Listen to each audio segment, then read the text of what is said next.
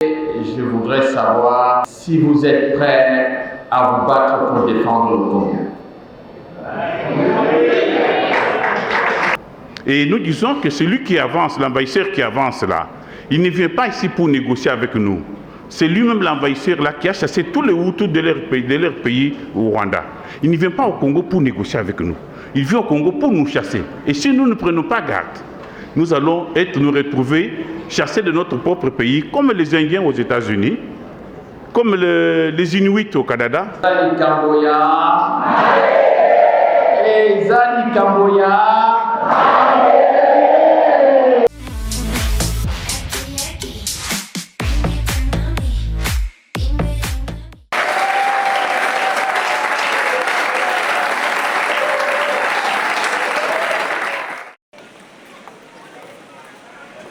Juste pour vous remercier, vous féliciter d'être là et vous dire que si Charles Onana est ici dans notre pays, c'est à l'invitation de l'ASBEL, Conscience nationale congolaise, qui travaille avec Charles Onana depuis une vingtaine d'années.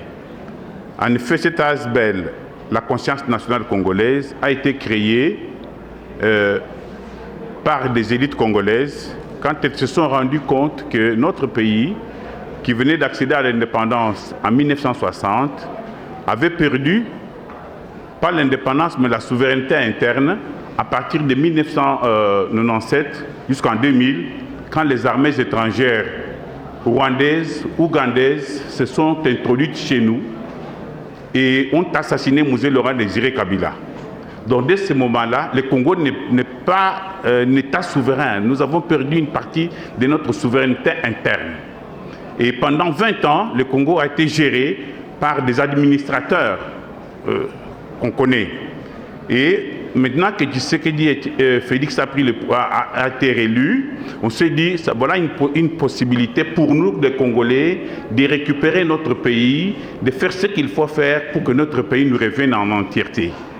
Mais curieusement, on se rend compte que malgré la présence d'un enfant du pays à la tête du Congo, nous avons beaucoup de problèmes différents, on ne s'entend sur rien. Il y a des gens qui disent qu'il faut négocier, d'autres disent qu'il ne faut pas négocier. Donc nous n'arrivons pas à avoir un consensus décisif qui nous permettrait de récupérer notre pays.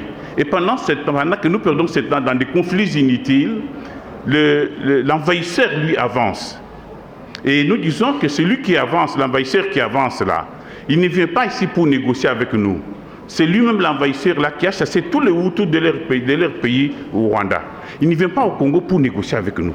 Il vient au Congo pour nous chasser. Et si nous ne prenons pas garde, nous allons nous retrouver chassés de notre propre pays, comme les Indiens aux États-Unis, comme les Inuits au Canada, comme les Bushmen et les Autochtones dans le désert de Kalahari.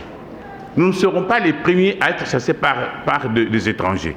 Donc c'est pour cela que nous retrouvons devant cette situation incompréhensible d'un peuple de 120 millions de personnes qui a perdu plutôt 10 millions de personnes à l'Est, qui n'arrive pas à s'entendre pour prendre une décision et récupérer son territoire. On s'est dit, il y a quelque chose qui ne va pas. Ou nous n'avons pas la bonne information, ou nous ne sommes pas des Congolais.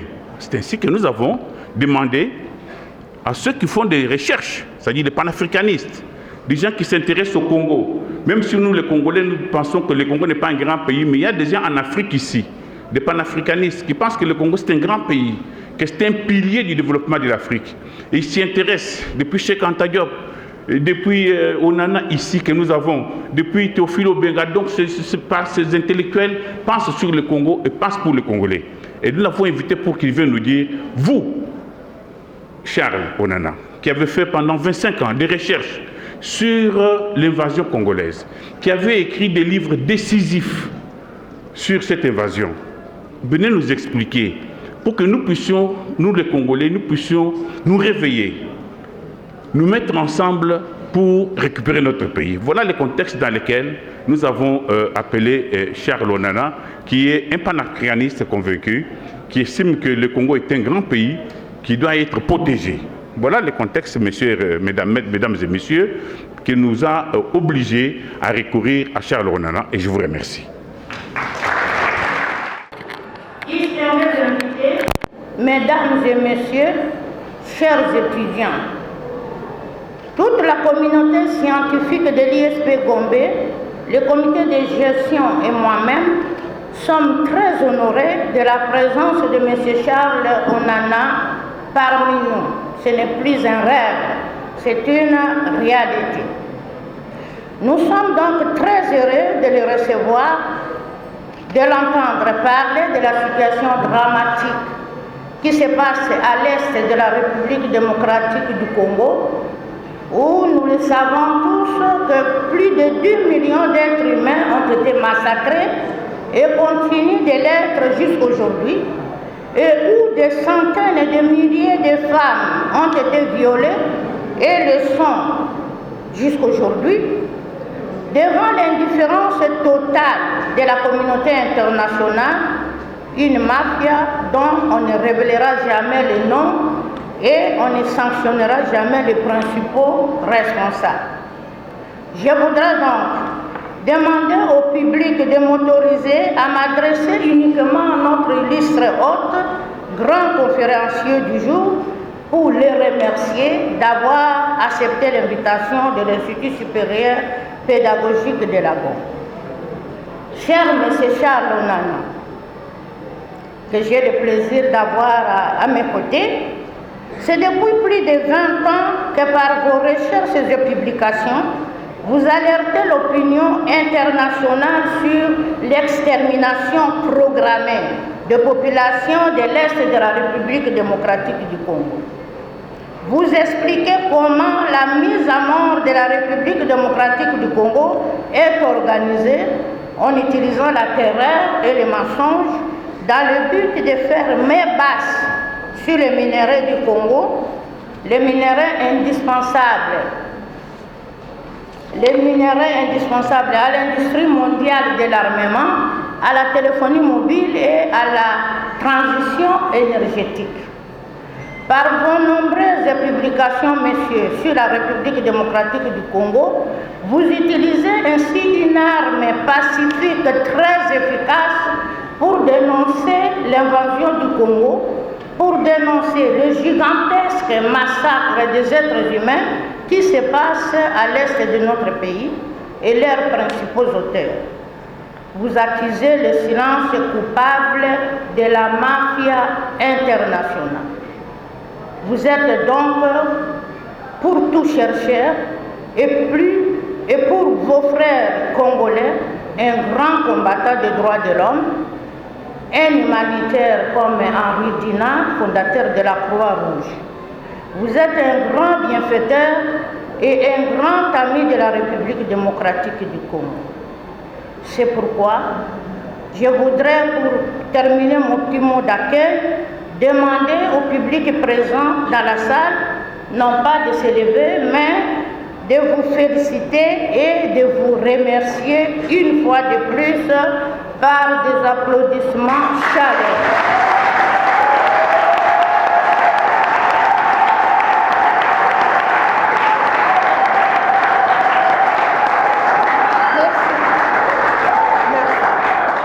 Je remercie beaucoup Madame la Directrice pour ce mot chaleureux de bienvenue et surtout pour l'invitation et l'honneur qui m'a été fait de venir ici pour m'exprimer devant vous. Alors, avant de commencer, je voudrais savoir si vous êtes prêts à vous battre pour défendre le Congo.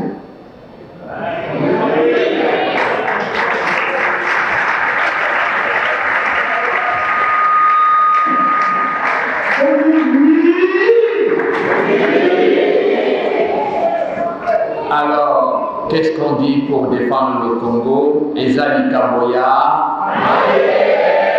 Ezali Kamboya. Ezali Kamboya. Très bien. Ça signifie donc que ce que nous allons, l'entretien que nous allons avoir aujourd'hui, je suis venu dans l'esprit de vous faire comprendre que vous n'êtes pas seul. Et surtout, ne vous découragez pas. ce n'est pas parce que c'est dur, ce n'est pas parce que c'est difficile, ce n'est pas parce que vous n'avez pas le soutien de la communauté internationale que c'est perdu. Il y a beaucoup de gens qui croient au Congo, il y a beaucoup de gens qui pensent que le Congo est un grand pays. Le Congo est situé au cœur de l'Afrique, et si le Congo est perdu, beaucoup de pays d'Afrique centrale seront perdus. Et c'est pour cette raison fondamentale aussi que je suis venu ici pour parler avec vous. Je voudrais commencer cet échange en vous parlant d'une expérience que j'ai vécue, une expérience d'un pays voisin, tout à fait voisin au Congo, qui a connu à sa façon l'expérience qui vous menace. Je veux parler du Soudan, qui est situé dans la partie nord-est de la RDC et qui m'a amené il y a quelques années, 10, 12 ans maintenant, ou un peu plus, à travailler sur la guerre du Darfour. Vous avez probablement tous, certains d'entre vous, entendu parler de la guerre qu'il y avait au Darfour, où on parlait d'extermination des populations. Alors, je suis allé aux États-Unis, au Canada, dans certains pays d'Afrique, où j'ai eu à rencontrer des diplomates, des militaires, des officiers de renseignement qui travaillaient sur ce pays.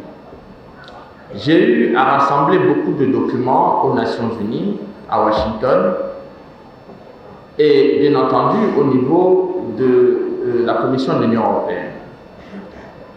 Et de tout ce qui m'a été donné à lire et à entendre, j'ai constaté qu'il était important que je me rende au Soudan pour échanger avec les hauts responsables soudanais. Et au terme de mes rencontres et de mes échanges avec plusieurs d'entre eux, il y avait un dernier que je devais rencontrer, qui était le premier du pays, c'était le président de la République. Et il y a eu un barrage, je dirais une obstruction volontaire de la part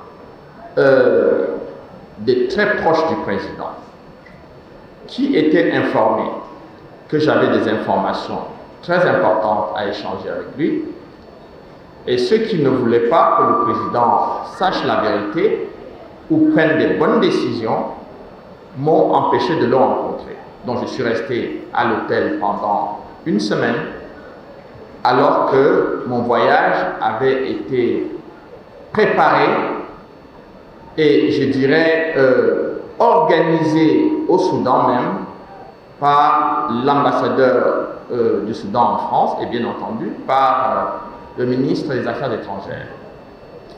Et ce qui s'est passé, c'est que j'ai rencontré quand même beaucoup de hauts responsables soudanais sur place.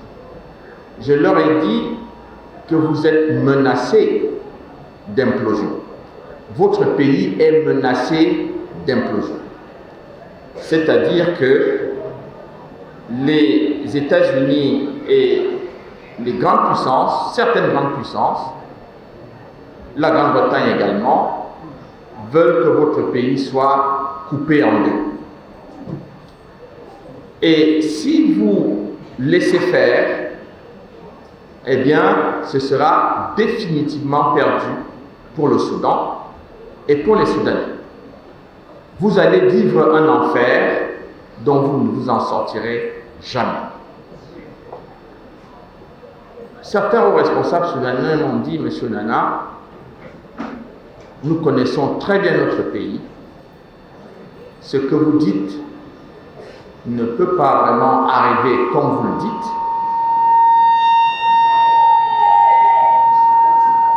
En revanche, il est certain qu'il y a beaucoup de pression qui s'exerce sur le président de la République pour qu'il accepte la partition du Soudan.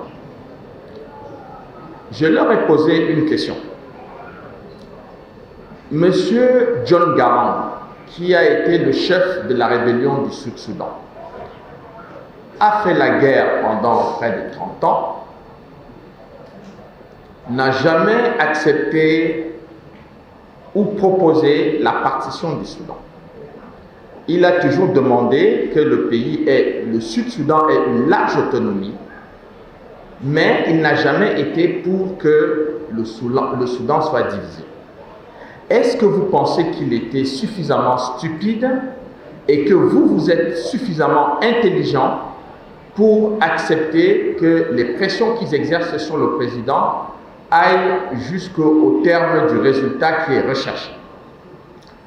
Ils m'ont dit, Monsieur Nana, nous vous disons que nous connaissons bien notre pays, les choses ne se passeront pas exactement comme ça. Je leur ai dit, je reconnais que je ne suis pas arabe, je ne parle pas l'arabe, je ne suis pas musulman, mais je connais la géopolitique. Si vous pensez donc que vous connaissez très bien votre pays, moi je ne peux que vous dire, j'ai fait ce travail pour vous aider. Si vous vous en sortez demain, je serai ravi de votre combativité. Pour le reste, ça ne m'appartient pas, c'est de votre responsabilité. J'ai publié le livre en 2010. En 2011, ils ont obtenu la partition du Soudan entre la République du Soudan du Sud et le Soudan du Nord. Et le Soudan du Nord est aujourd'hui, avec des coups d'État, guerre civile, et le Soudan du Sud, coup d'État, guerre civile. Et ceux qui soutenaient la partition du Soudan, en 2010-2011, ont complètement disparu. Les Soudanais, aujourd'hui, sont abandonnés à leur triste sort. Ils m'ont rappelé pour me demander si ça m'intéressait, si jamais on poursuivait le président Al-Bashir devant la Cour pénale internationale, si j'accepterais d'être expert. Je leur ai dit non, je ne viendrai pas. Je vous ai dit en temps et lieu ce que j'avais à vous dire. Vous avez pensé autrement, c'était votre droit. Aujourd'hui, c'est trop tard. Je viens donc vous dire que le Congo est exactement dans la même situation. Soit vous vous mobilisez aujourd'hui et vous aurez gagné, soit vous attendez et demain, vraiment, je serai malheureux. Quand on a eu ce genre d'expérience une fois, vraiment, on le vit difficilement la deuxième fois. Je n'ai pas envie de voir le Congo me faire revivre l'expérience du Soudan. C'est donc pour cette raison que je suis venu vous parler. Pourquoi je dis que le Congo est dans cette situation aujourd'hui? Depuis 1994, vous avez vu que les Rwandais ont eu la guerre chez eux, guerre dans laquelle les Congolais n'étaient pas mêlés. Ils ont eu un génocide et des massacres chez eux, guerre et génocide dans lequel les Congolais ne se sont pas mêlés, ils n'avaient rien à voir avec leurs histoires. Mais à partir du mois d'avril, mai 94, juin, juillet 94, les Rwandais ont commencé à entrer massivement au Congo. Et pendant que les réfugiés rwandais entraient au Congo sous la pression militaire, il y avait une campagne internationale extrêmement forte dans les médias français qui disait que la France soutenait les génocidaires, que la France livrait des armes aux génocidaires sur le territoire congolais. Et cette campagne internationale s'est faite en présence des médias et de nombreuses organisations non gouvernementales, dont les plus connues sont le HCR, Médecins sans frontières, Care International, les Médecins du Monde, etc. Il y avait beaucoup d'organisations internationales qui étaient à ce moment-là sur le territoire congolais. Alors, pourquoi ce mensonge se développe? Ce mensonge se développe parce que on assiste à ce moment-là à ce que j'appelle l'invasion masquée de la République démocratique du Congo. Et comment j'arrive à cette appréciation des faits? Ce n'est pas ici au Congo que je vais chercher. je vais chercher au Rwanda. Et je vais chercher dans la stratégie militaire qu'utilise Paul Kagame lorsqu'il décide de prendre la tête de l'armée patriotique rwandaise. Et je commence à analyser qu'entre 1990, le 1er octobre 1990, lorsque le FPR de Paul Kagame lance sa première attaque contre le Rwanda, c'est pour renverser le président Habyarimana. C'est ça leur objectif. C'est écrit dans les communiqués de l'armée patriotique rwandaise à ce moment-là. Pendant de 1990 à 1993, ils décident de rentrer dans des accords, ce qu'on appelle les accords d'Arusha, qui étaient des accords qui devaient amener la paix au Rwanda et amener les Hutus et les Tutsis à s'entendre pour diriger le pays. Et je constate que malgré ces accords de paix qui sont signés et pour lesquels on pense effectivement que la paix va revenir au Rwanda entre Rwandais, au moment où le FPR demande d'obtenir 50% de personnes ou de militaires dans les forces armées rwandaises, le 6 avril 1994, pendant qu'on est en train d'obtenir, on a obtenu finalement la conclusion des accords de paix d'Arusha, le 6 avril 1994, vers 20h30, l'avion du président Juvenal Habyarimana est abattu à sa descente sur l'aéroport de Kigali. Il est évident que vous devez vous rendre compte que depuis plusieurs années, on demande aux Congolais de négocier avec les différents mouvements rebelles, RCD, CNDP, M23, etc. Et les Congolais négocient sans arrêt, et plus les Congolais négocient, plus les troupes rwandaises rentrent dans le territoire congolais, prennent des villages, s'emparent de villes, terrorisent la population, massacrent les populations, violent les femmes, et aucune sorte de condamnation, ni de l'Union européenne, ni du Conseil de sécurité des Nations Unies. On a même vu les troupes rwandaises et leurs rebelles massacrer les populations congolaises devant les forces de la MONUSCO, jusqu'à ce que les Congolais commencent vraiment à se fâcher pour dire mais qu'est-ce que c'est que cette histoire? La MONUSCO est supposée nous garantir la paix et la sécurité, mais comment peut-on agresser, violer, massacrer nos populations sans que la MONUSCO ne gagne le petit voix?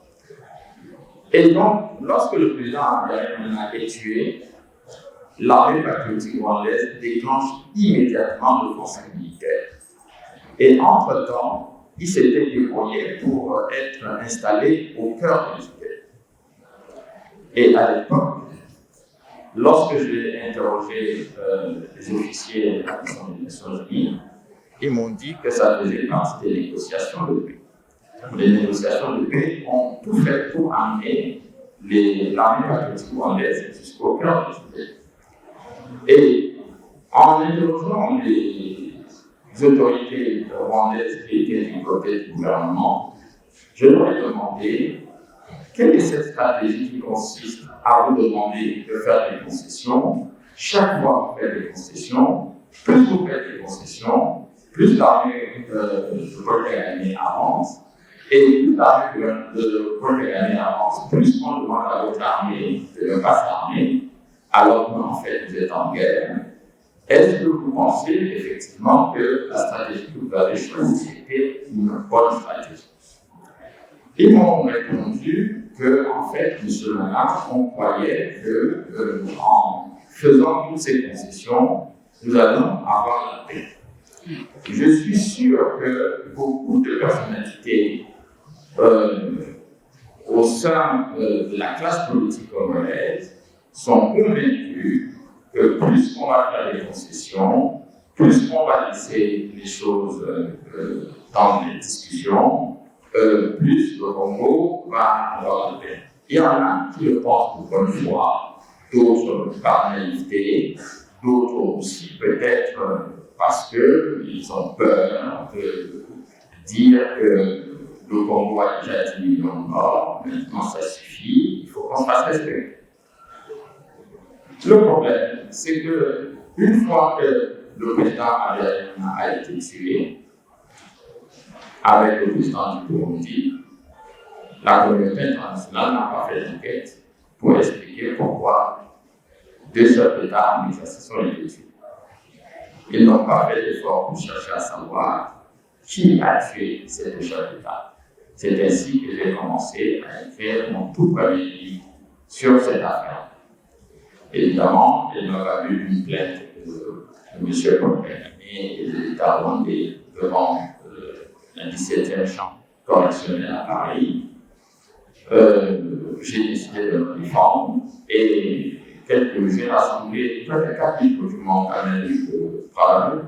Et j'avais parmi les témoins, la liste des témoins, le colonel Guy Marshall, qui était le commandant des casques bleus à Kigali, qui était chargé du contrôle des armements du côté gouvernemental et du côté de la rébellion politique. Et c'est là donc que lorsque Kagame et ses avocats ont vu que j'avais quand même un dispositif de défense sérieux et qu'on allait être obligé de dire beaucoup de choses, la plainte a été abandonnée par Paul Kagame et par le gouvernement rwandais. Évidemment, pour beaucoup de personnes, c'était une victoire sur le plan judiciaire, mais moi j'étais mécontent parce que j'avais constaté qu'on ne m'a pas donné la possibilité d'avoir un débat intellectuel sérieux pour démontrer que ce que j'avais publié n'était pas quelque chose que j'avais publié en l'air.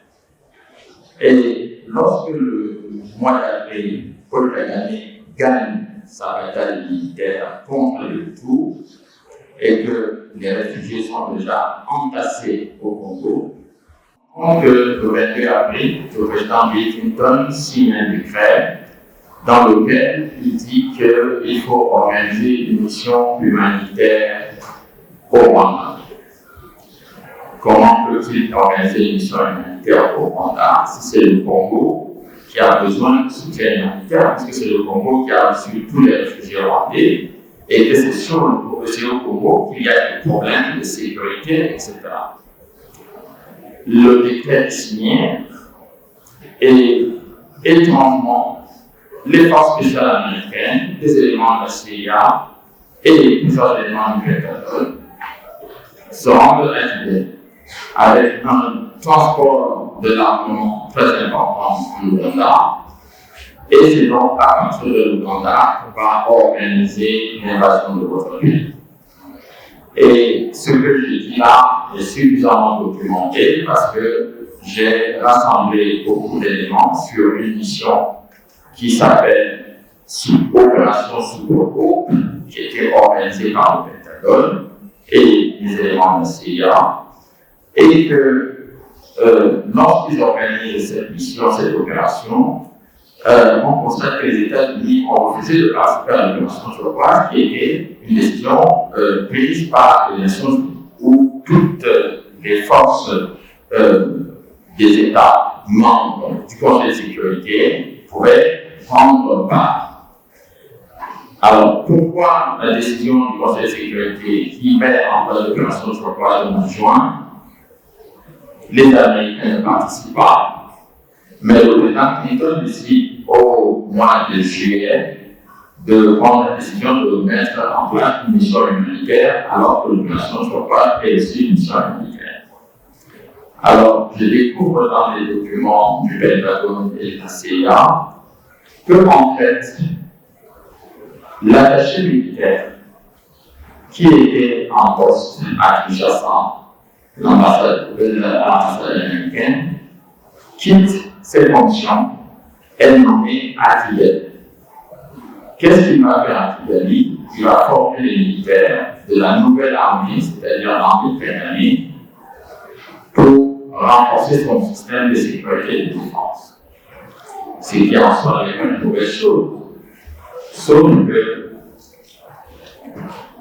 entre-temps, la reconnaissance de la rébellion d'outils de Paul Kagame n'est pas encore reconnue.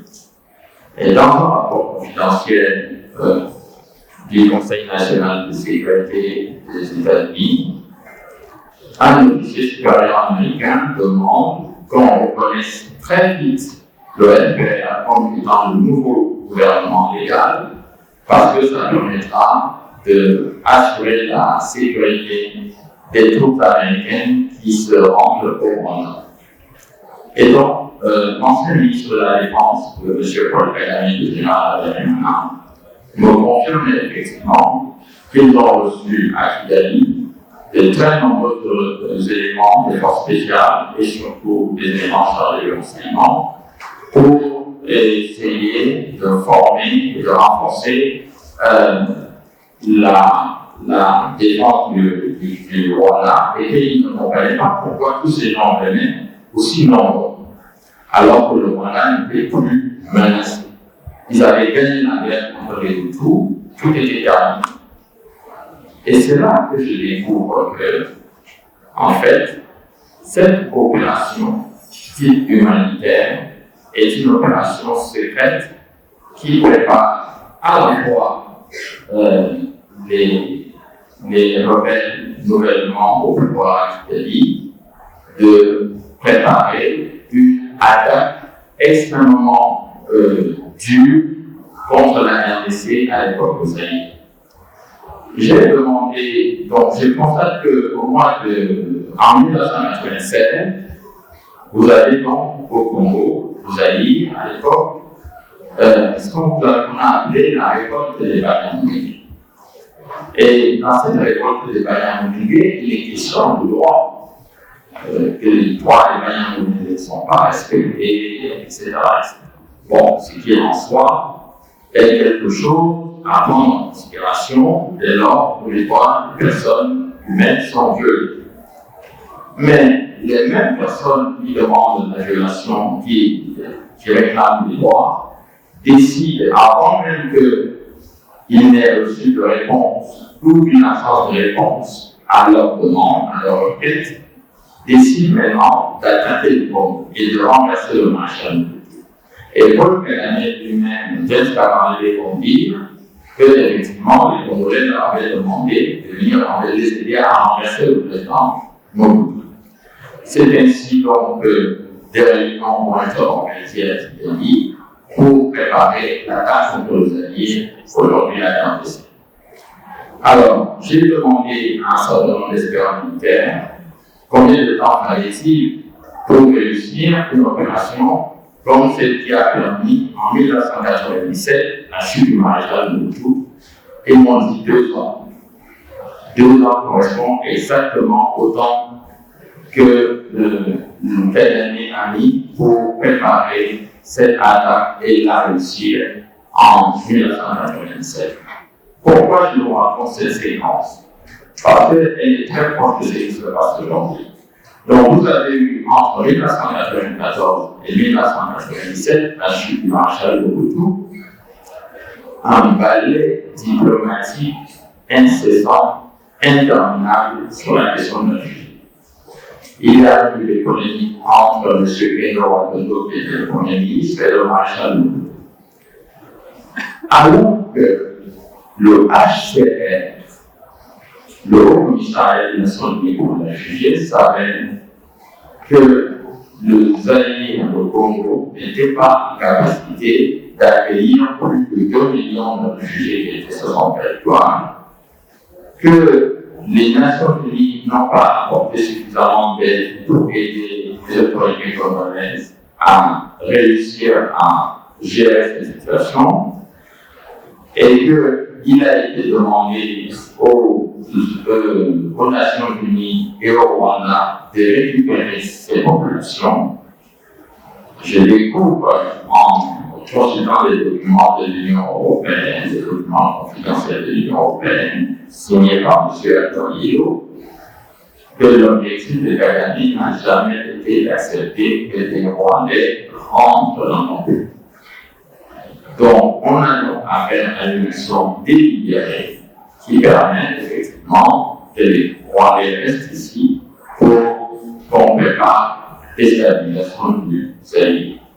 Et quand Kagame va réussir son opération, il dira qu'il y a des génocidaires à l'est du Congo et que ces génocidaires menacent la sécurité du Rwanda. Ce qui est faux, archi faux, puisque même les militaires rwandais, les militaires américains, les officiers américains ont dit que les réfugiés, ou en tout cas, ce qui restait des forces armées rwandaises qui avaient traversé la frontière pour se retrouver sur le territoire congolais, avaient été désarmés par les forces armées zaïroises qui le sont arrivées. Et rapports sont écrits à ce sujet-là, et que le renforcement militaire à la frontière, à Goma et à Bukavu, ne pourrait pas permettre à ces gens d'avoir la capacité militaire de déstabiliser le Rwanda. Vous aurez remarqué que près de 30 ans après, le Rwanda continue à dire que les Congolais ont sur leur sol les FDLR qui menaceraient la sécurité du Congo. Sauf que, en 1997, lorsqu'ils ont pris le pouvoir à Kinshasa, qui est devenu chef d'état-major dans notre pays, un Rwandais nommé James Kabarebe. Et depuis cette époque, qu'est-ce qu'il a fait? Ils ont mis les Rwandais à des postes stratégiques dans l'ensemble du pays, la haute administration, empêchant les Congolais de parler de ça, parce que si les Congolais veulent parler, ils vont être tous systématiquement accusés de développer le discours de la haine.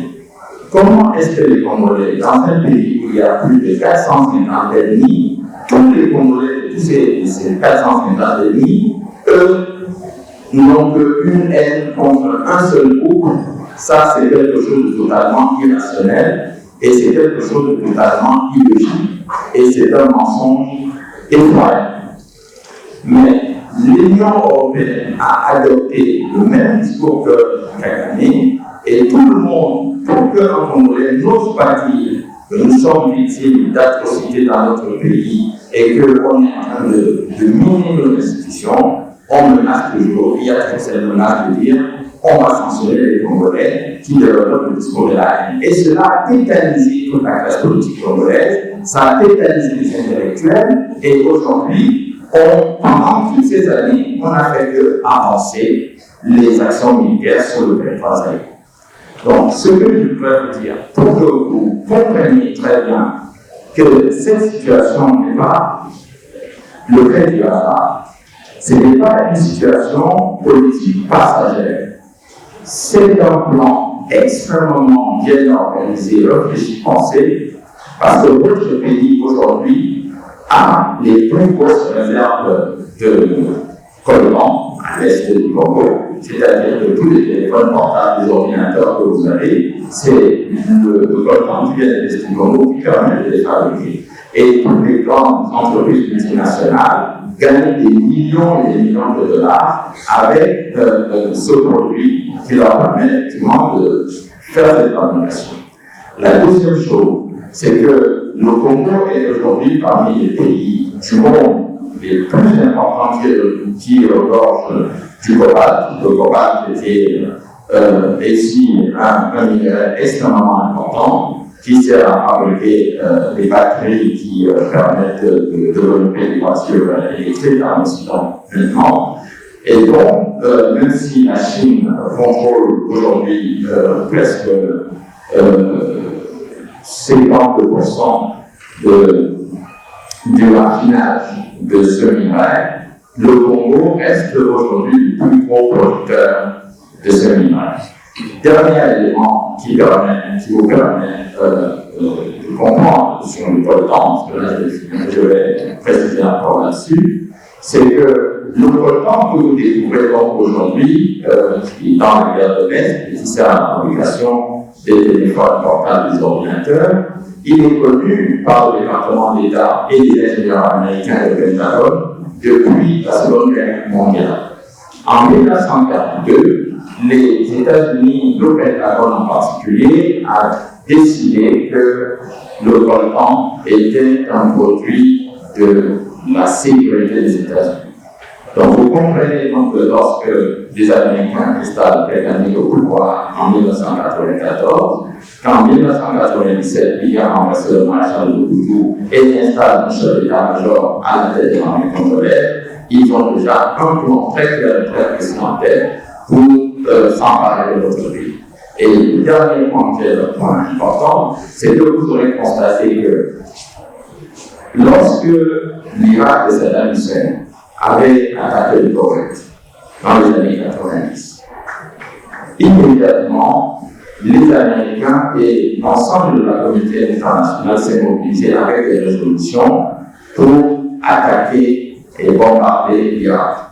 Ils ont lancé ce qu'ils appellent l'opération Tempête du désert, et effectivement, l'Irak de Saddam Hussein a subi des bombardements incroyables.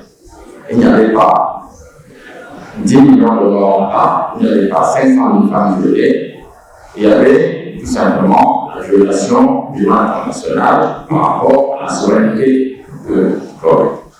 Vous avez vu dernièrement, et c'est qui se passe encore sous mesure, que l'Ukraine, lorsqu'il a été considéré que la Russie menaçait la sécurité de l'Ukraine, même si c'est un dossier sur lequel il y a des discussions sur le plan géopolitique qui sont très, très intéressantes, vous avez vu souligner que le Congo a procuré 10 millions de dollars. Eh bien, il n'y a personne qui demande de donner des sanctions contre le Rwanda.